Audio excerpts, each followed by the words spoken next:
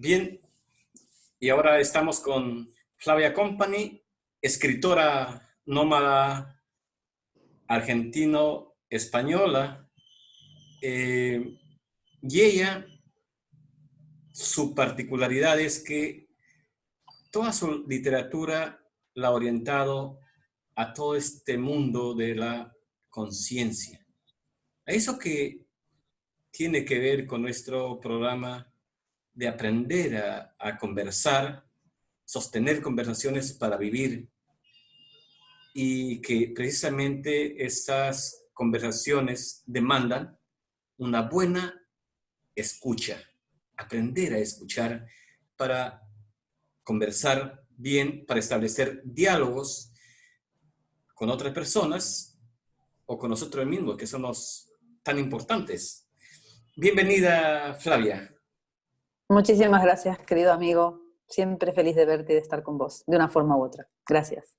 Gracias, Flavia, por aceptar conversar con nosotros en tu apretada agenda de conferencias, de talleres y lo que es tuyo, escribir. Y hoy conversamos precisamente el tema del camino de conciencia, que está relacionada con esa actitud en la que te has volcado los últimos años, que son los viajes o el nomadismo. ¿Qué nos tienes que decir de este camino de conciencia? Me gustaría empezar alabando esta labor tuya y con muchísimo argumento, es decir, que no de un modo gratuito, sino que es un halago, una alabanza que quiero hacer con una argumentación que tiene que ver con la conciencia. Este planteamiento tuyo de crear este espacio de diálogo me parece especialmente interesante porque justamente estos días ando dándole vueltas a cómo el diálogo en intersección, es decir, la intersección de dos pensamientos que se comunican, no de dos pensamientos que no se comunican, sino de dos pensamientos que se comunican, que es el diálogo, cómo esa intersección crea un espacio mayor en el círculo de nuestros conocimientos y de nuestra percepción. Si nosotros tenemos un círculo, no importa, voy a poner un ejemplo cualquiera, de 1 metro de radio, de diámetro, ¿no? Cuando entramos en intersección con otro pensamiento de ese mismo, o de mayor o de menor radio inclusive, no importa, el diámetro puede ser más pequeño o más grande, la cuestión es que cuando entramos en intersección, esa área de esa esfera nuestra de pensamiento se amplía.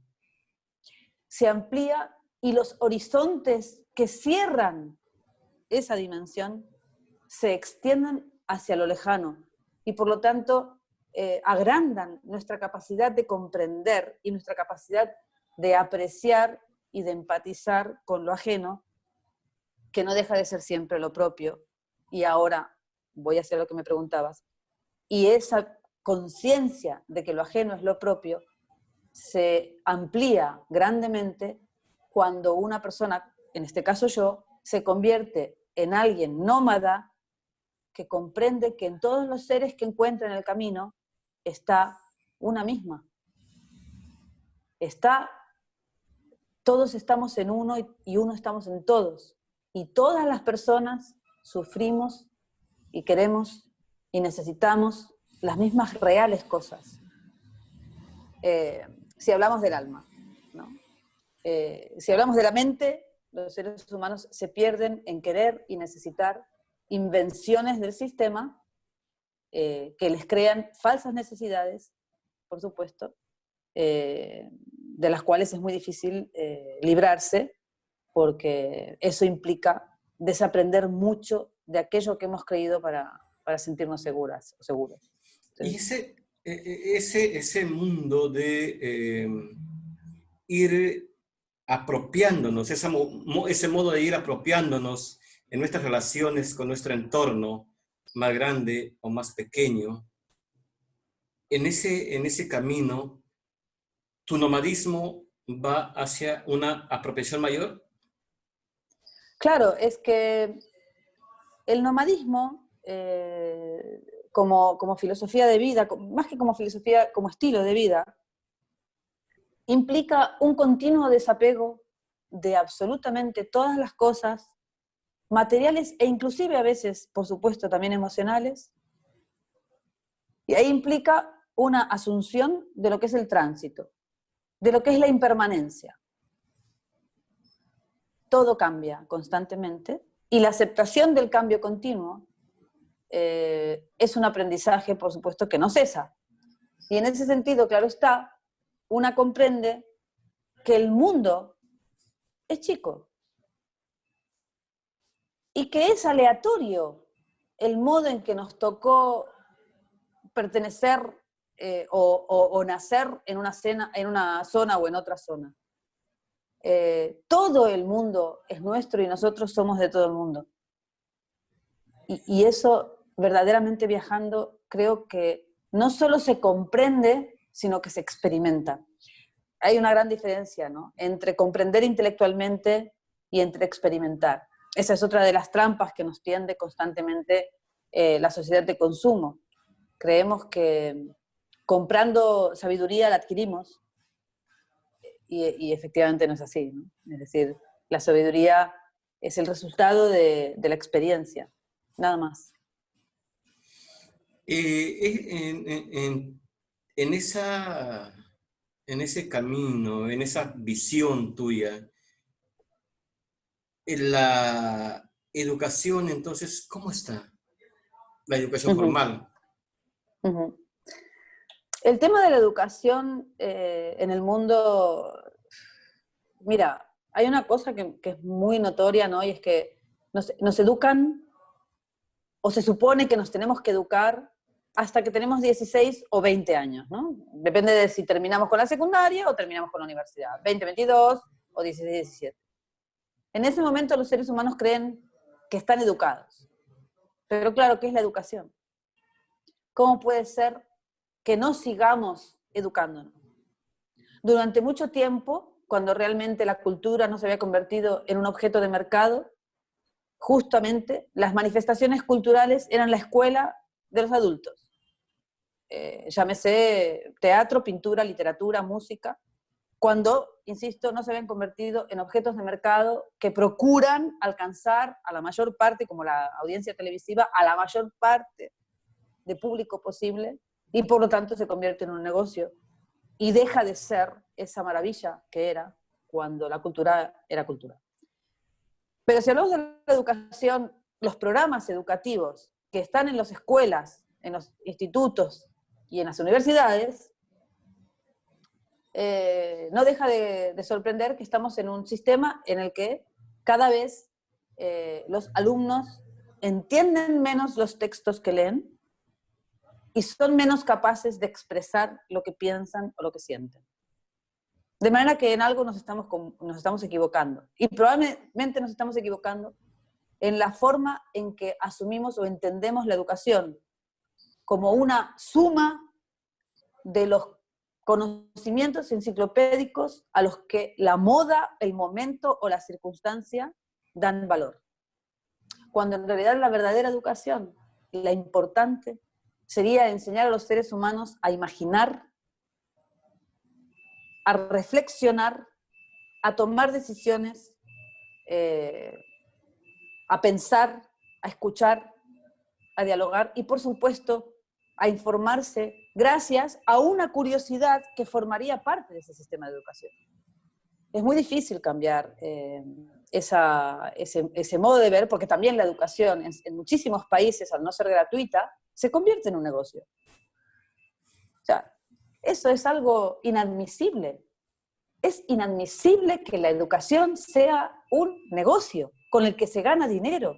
Los gobiernos deben garantizar el acceso a la educación de todos los seres que viven en ese país, de la misma forma que debe garantizar el acceso a la sanidad, a la salud, a la atención médica.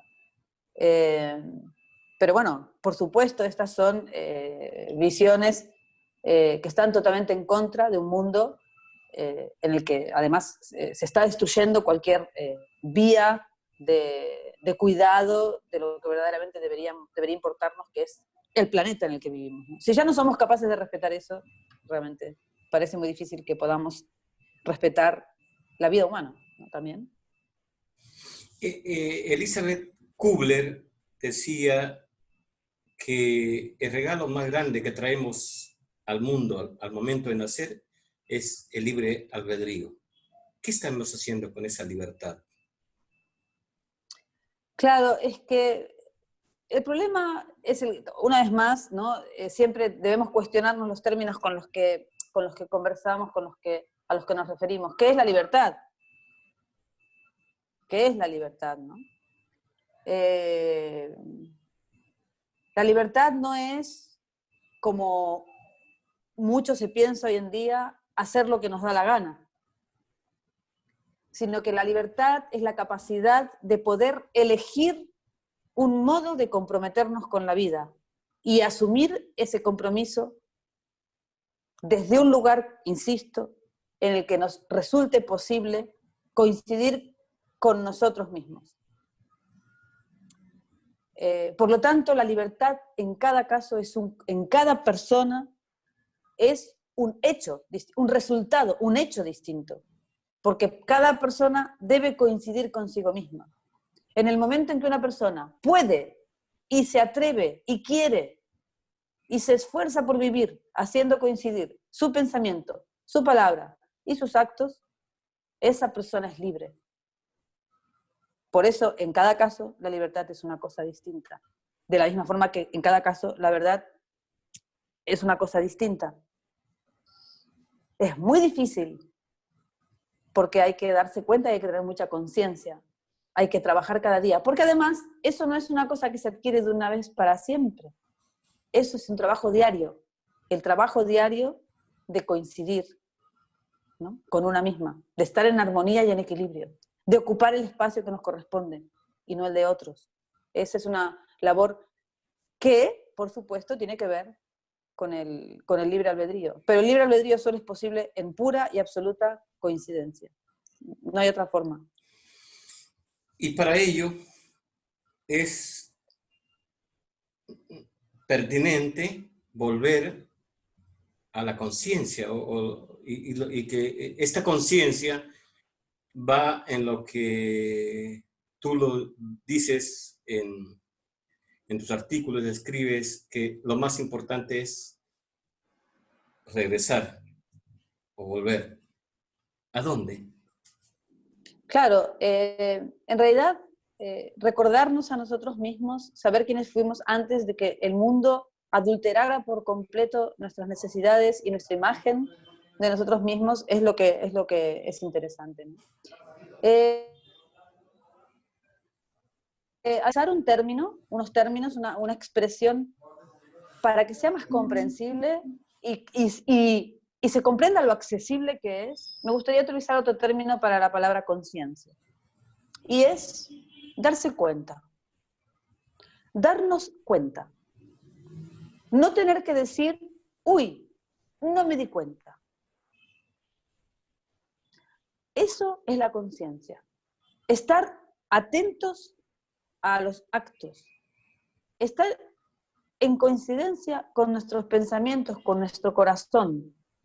Porque en esa pausa, en esa reflexión, en ese cuidado de las cosas, está justamente el darse cuenta, que creo que es una expresión más accesible que la de la conciencia, que parece algo muy grande, ¿no?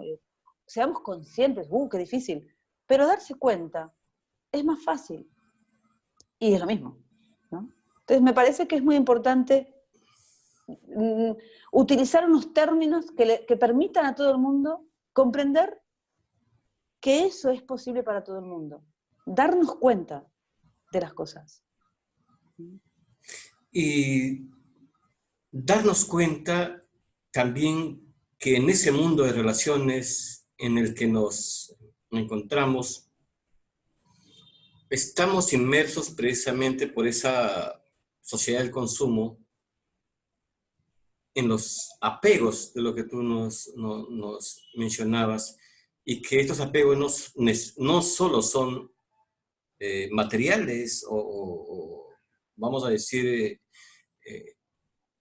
relacionado con la riqueza económica, con la propiedad, sino sobre todo los apegos emocionales. Sí, los apegos emocionales, que en realidad todo apego responde a un apego profundo que es el apego a la vida. Es distinto el concepto de apego y el concepto de amor. No es lo mismo el apego a la vida que el amor a la vida. El amor a la vida incluye la asunción de la muerte. Solo se puede vivir si se acepta morir. Solo se puede dejar de tener miedo de la vida si se deja de tener miedo de la muerte. El problema del apego es que responde al miedo. Todo apego incluye un miedo. El miedo más visceral es el miedo a la muerte porque es lo absolutamente desconocido. Entonces, todos los apegos que tenemos están basados en esa misma cuestión. Entonces, ningún apego es amor. Y eso es también algo de lo que hay que darse cuenta. Ningún apego es amor. Todos los apegos son desesperaciones. Todos los apegos están llamados a llenar un pozo, un hueco, un agujero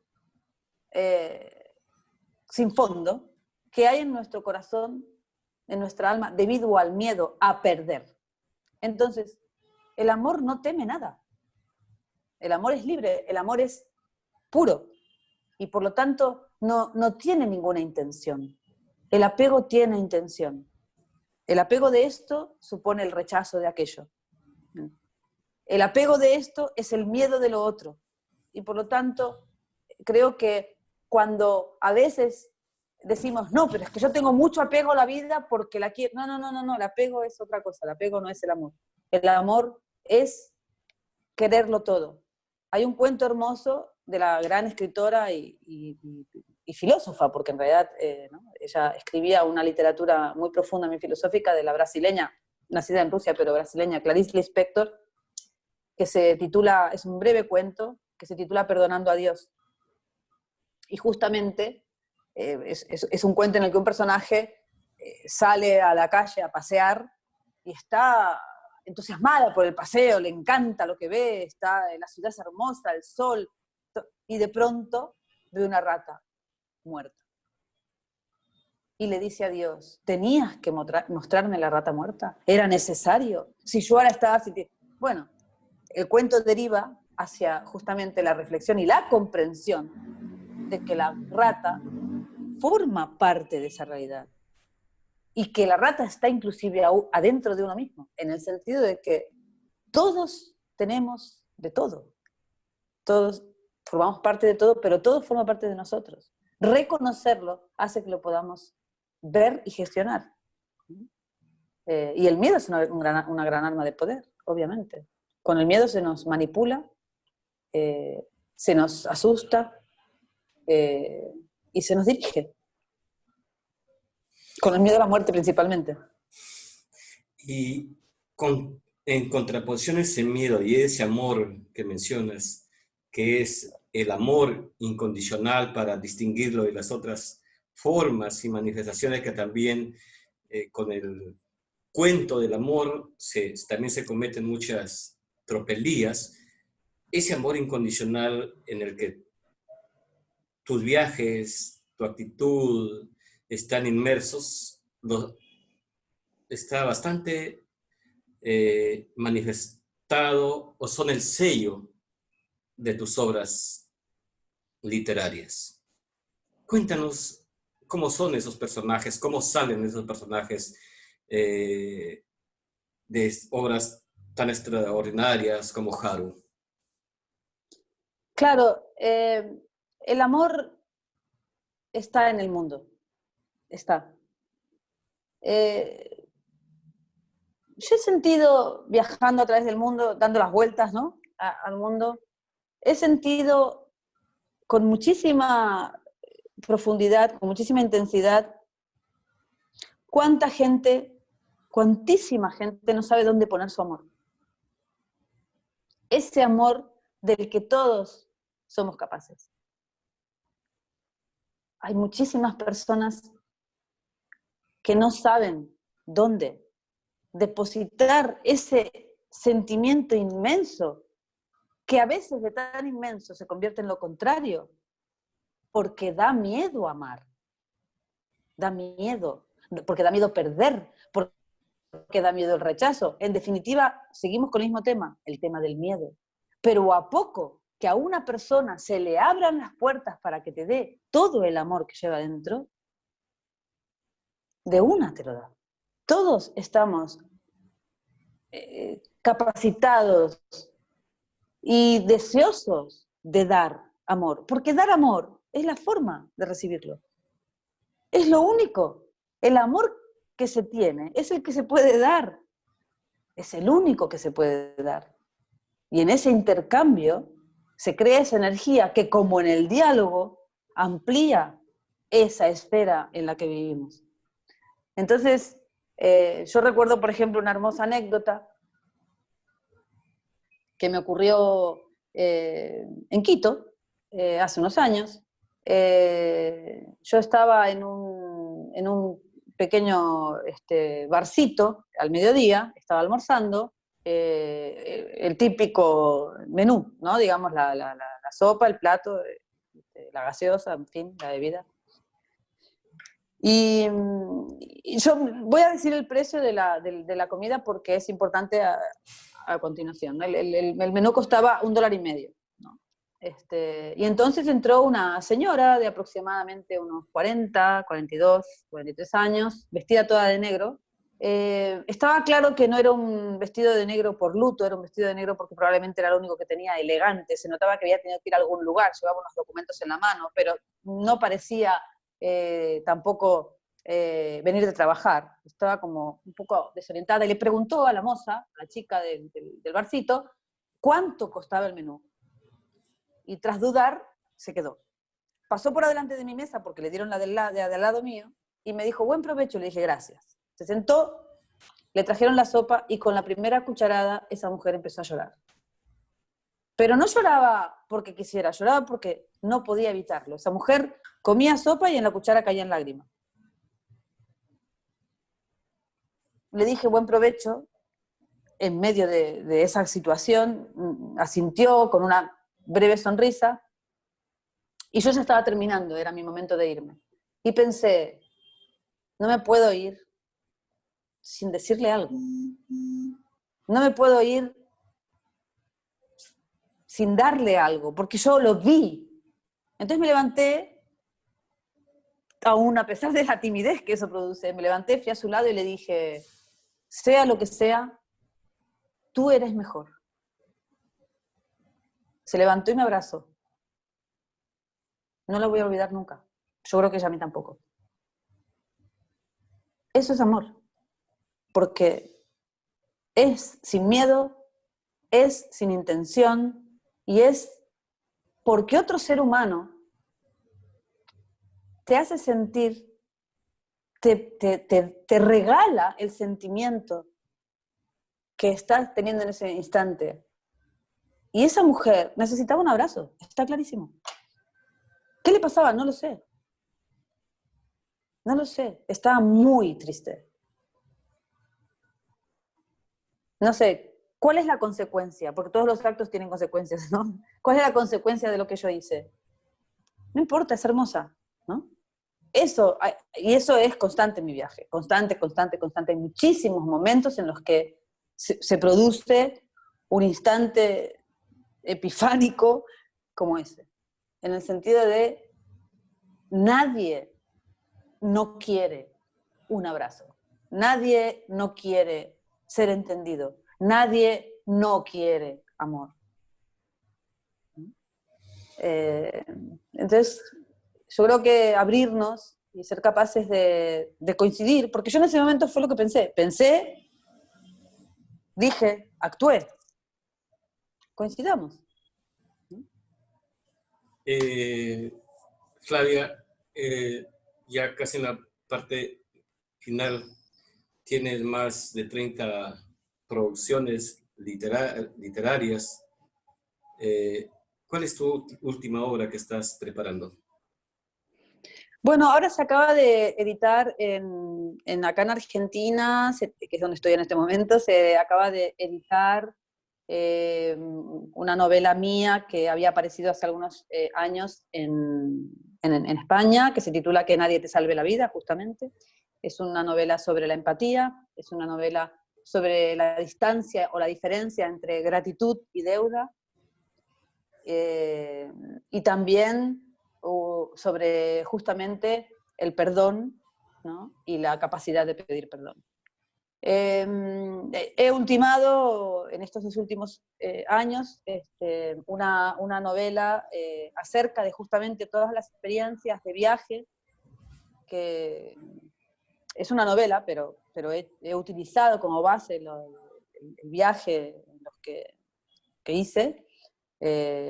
Una novela en la que, por cierto, apareces tú, y que justamente por la fuerza de lo que Haru me dio, me sigue dando, ese personaje de esa novela también titulada Haru, la voy a firmar con el nombre de Haru. Bien, Flavia, como siempre es extraordinario conversar contigo, muy profunda, muy clara y muy directa en tus apreciaciones y en tus reflexiones. Muchas gracias por aceptar esa entrevista y por compartirla con nuestros seguidores. Gracias. Gracias. Gracias.